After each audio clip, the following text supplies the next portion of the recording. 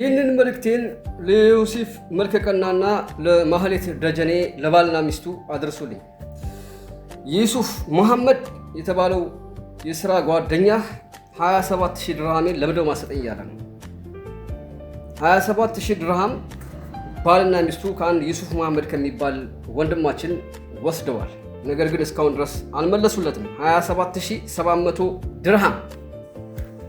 ስለዚህ 27700 ድርሃሙን እንዲመልሱ ለዮሴፍ መልከቀናና ለባለቤቱ ማህሌት ደጀኔ አድርሱ።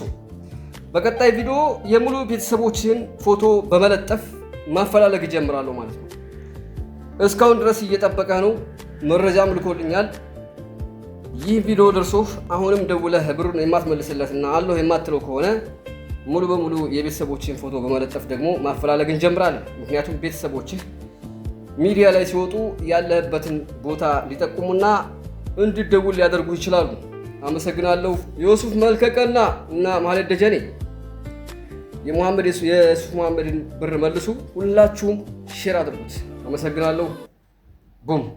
የሰው ገንዘብ ሐራም ነው።